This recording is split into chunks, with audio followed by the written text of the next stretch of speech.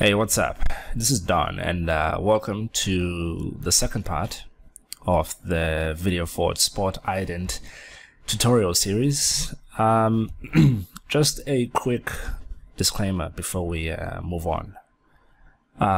There's been a fair amount of time between when the first part of this series was recorded to now. And just, for many reasons in between, I was just not able to just sit down and record anything.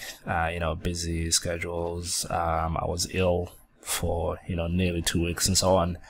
So this is the first time I've recorded anything in 2015. So my flow might be slightly off, So bear with me if I sound like I'm not flowing as I normally do, but I've been through all these files before and I've recorded hundreds of tutorials before, so hopefully that should all work with me to just carry on with this.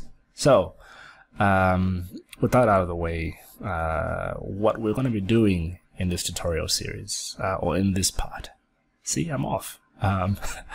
But in this part, we're going to be doing the camera animation and maybe setting up other elements in the scene, but primarily it's the camera movement part.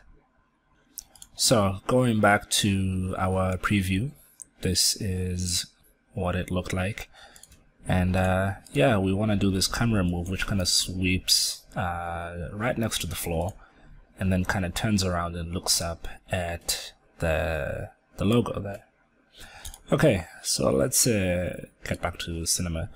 I want to go to my render settings here, and first of all just make sure my film aspect is set to 16:9, which is going to be my render ratio. It affects how the frame looks in cinema. So before you ever want to start animating cameras, you should always make sure that your aspect is correct, because if you change it, the camera angle will change too. Okay, so let's get a camera. I'm going to call this camera number 1, and I'm going to set the focal length to 28, just because that's what it was in the preview. And if I look through this, so I can move with it, I want to get a floor, so just a plane, and this is going to be 500 by 500, which is the same dimensions as were in the example. Okay, and the way we're going to do the camera animation is a little bit different to how you may have seen me do it in the past, where we have a camera and just animate that one camera. I wanted to create a really smooth camera move which kind of had like one continuous motion. And Cinema 4D has a very useful tool called the camera morph, which allows you to do just that. And the way the camera morph works is you basically have camera angles or positions. You set them up, and then the camera morph tag will automatically do the animation for you. So let me just go through this and you will see what I mean. So with camera number 1, I want to place this behind here somewhere, and something's happening here which doesn't seem right.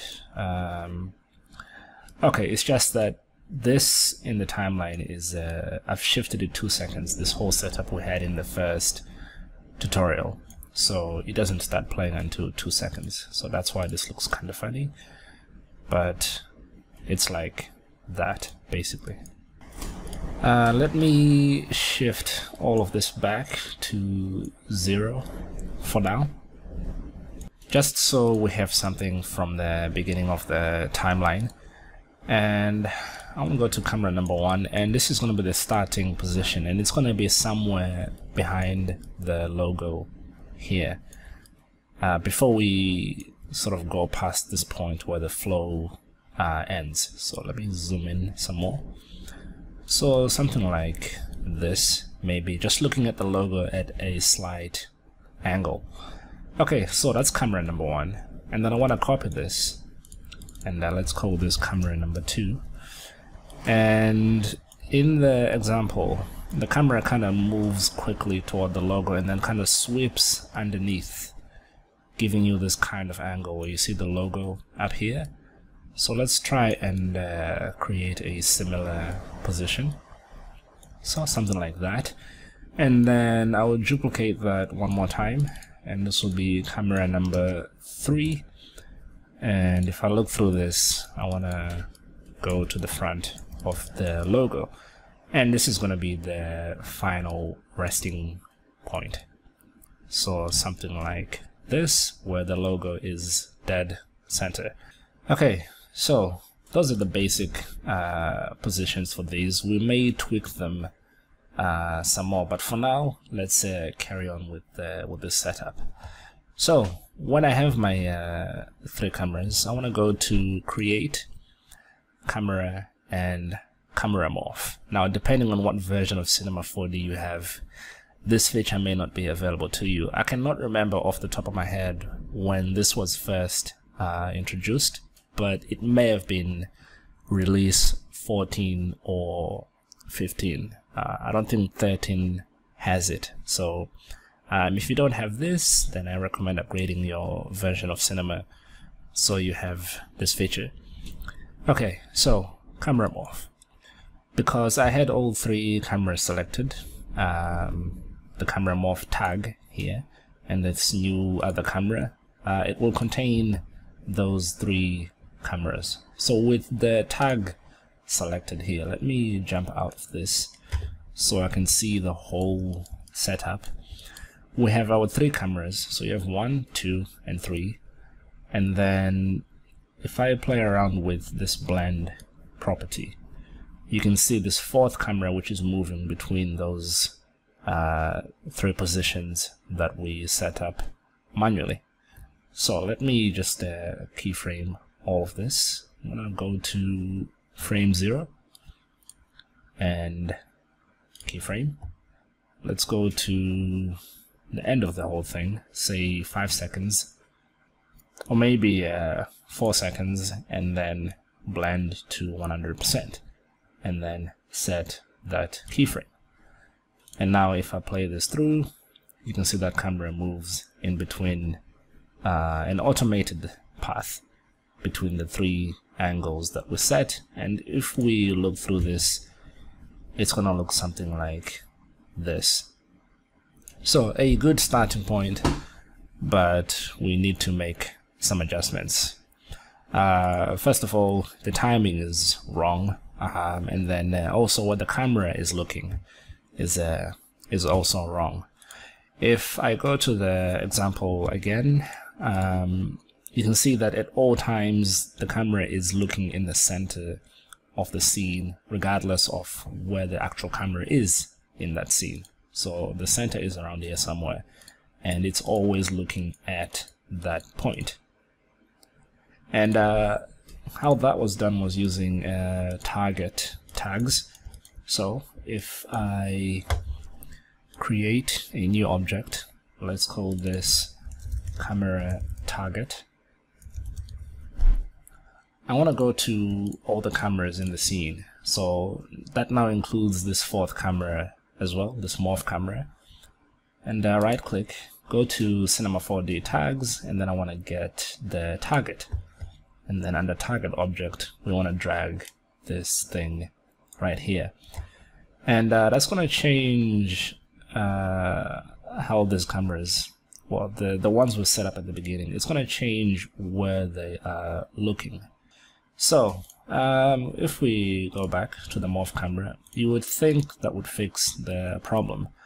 But still, just because of how this tag works, we have to tell it to look at the target tag before it does the animation. Because although this layout and this setup looks quite simple to us, you know, with this custom interface, there's a lot of code and espresso, which is you know, Cinema 4D sort of equivalent to After Effects expressions. There's a lot of that going on underneath this whole setup, and the way all the functions are executed affects what the animation will look like.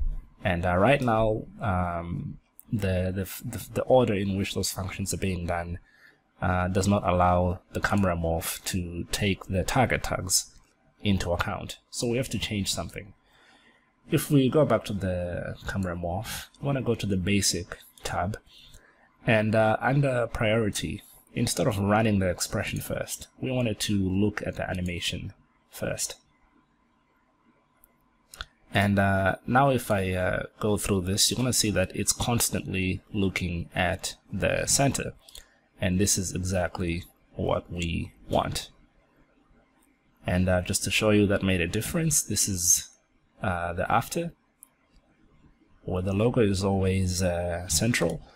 And the before, when the expression was being executed first, it looks like this kind of weird sweep where the logo is bouncing left and right, and that doesn't look as smooth. So let's change this back to animation, and that gives us this. Okay, so let's continue refining this. First of all, the end here just kind of comes to a standstill. From 4 seconds, the whole thing just stops. We want it to continue to move slightly. So I'm gonna first of all extend my timeline to 6 seconds. And let's have this as exactly 6 seconds.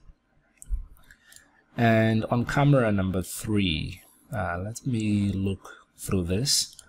I want to start animating it at around 3 seconds. And just animate it moving backward slowly. So something like this, maybe.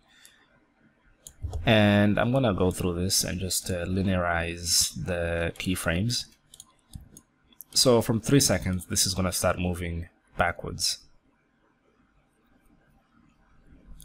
And what's great about the camera morph is that, you know, whatever properties you have on your other cameras that you used for the setup, whatever properties you have on those, including the animation, that is all interpolated into one smooth camera. And so now when I play this, instead of just coming to a dead stop, this continues moving backwards slowly, and that is a better look. Alright, my logo is in the center in terms of left to right, but clearly the camera is pointing down too much, and that's because it's pointing at this target tag that we created. So we have to animate this moving up at a certain point during the animation. And if you look back at the example again, when I play through this, you can see that it starts to look up when this starts moving, or when this starts to reveal. That's about the same time as the camera angles up, so the logo is center both vertically and horizontally. So let's do that here too. I think this started happening at around 2 seconds. It's just as the camera crosses this second position. So from 2 seconds, let me go to the camera target, and in the coordinates here, I want to animate the Y position. So it starts off at 0, and then I'm going to animate it over 1 second, which kind of just moves it up. And this is going to be the same position as whatever the text is, and the text in this case is 20. So let's do the same, and then keyframe that. And if I jump back into the morph camera, let's see how that looks now. So same mode, and then kind of angles up like that. I think maybe that happened too fast, so let me expand the duration of that movement. If I go to my timeline, I want to get the camera target and the position here. Let's animate it, start it sooner. So let's move this back 10 frames and move it forward 10 frames. And I'm also gonna just make that S-curve a bit steeper. So it starts off kind of eases in and then it eases out at the top. And when I play this back, the movement is more subtle. Still quite fast, and exactly it's not the same as what you saw in the example, but I hope you understand the concept and the idea. Okay, this is looking good. The only other thing which I need to change is the timing of the actual text animation. And if you remember at the beginning, I had the right timing. It wasn't unfolding so early. So let me try and move everything back.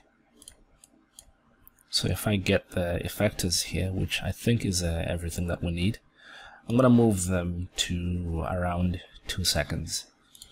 And let's see what that looks like when I play it back. So nothing, nothing.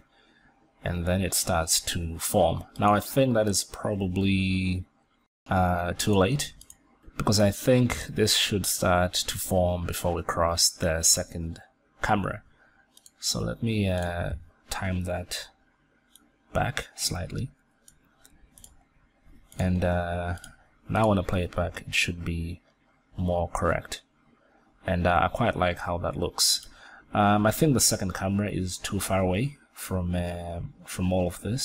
So let me jump in here and move closer underneath the text. And the camera morph will just update the animation path. And that's why I love that tool so much. Okay, so that is the basic introduction to the camera morph tag. And that's going to conclude the second part of this tutorial series. The next one, we're going to be covering just the other elements in the scene, and also doing the lighting, texturing, and rendering. So all the technical stuff is out of the way now, and we're going to start working on the actual look, the fun stuff. So thanks for watching, and I'll see you in the next one.